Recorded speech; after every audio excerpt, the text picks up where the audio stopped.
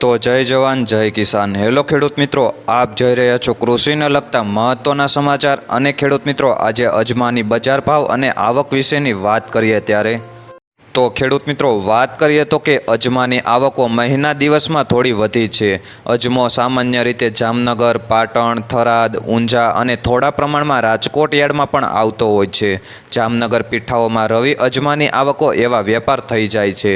અજમાની ટકેલ બજારથી ખેડૂતો ધીમી ગતિએ વેચવાલી છે।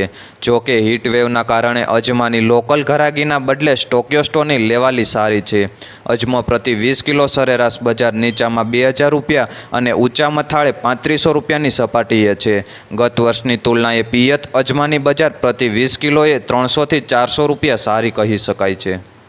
તેની સાથે સાથે એકદમ કલર અને સારી ક્વોલિટીના અજમાની આવક ઓછી હોવા સામે મીડિયમ ક્વોલિટી 2400 થી 2800 રૂપિયાની રેન્જમાં અજમો વધુ આવે છે। ત્યારે સારો કલર અજમો નિકાસ વેપારમાં પણ જઈ રહ્યો છે। જ્યારે અન્ય અજમાની વકલ રાજસ્થાન અને એમપી સ્ટોકિયોસ્ટો ટ્રેડર્સો અને પ્રેક્ષકો ખરીદી રહ્યા છે। ત્યારે ગત ખરીફમાં કપાસ વાવેતરની દોડના કારણે ચોમાસું અજમો વાવેતરમાં ઘટ્યો હતો। એ રીતે શિયાળુ સિઝને ખેડૂતોની પસંદગીમાં જીરું અને વરિયાળીનો પાક હતો। આમ જૂના અજમા વાવેતરના બેલ્ટમાં કાપ મુકાયો હતો। જો કે એની સામે કચ્છ, સુરેન્દ્રનગર, બનાસકાંઠા અને મહેસાણા પંથકમાં શિયાળુ વાવેતર જળવાયેલા હતા। આ સાથે સાથે આ વખતના શિયાળે વરિયાળીની જેમ અજમાના પાકને પણ પ્રતિકૂળ હવામાનની અસર થઈ હતી, એટલે ક્વોલિટીને પૂરી માઠી અસર થઈ છે। હાલ સુરેન્દ્રનગર તરફથી આવકો ઘટવા સામે કચ્છમાંથી પાછોતરા વવાયેલ અજમાની આવકો વધી રહી છે। ત્યારે થરાદ યાર્ડ ખાતે મંગળવાર એટલે કે 14 મેના રોજ 1000 બોરીની આવક સામે સારી ક્વોલિટી અજમાના માંડ 50 ગુણી હતા।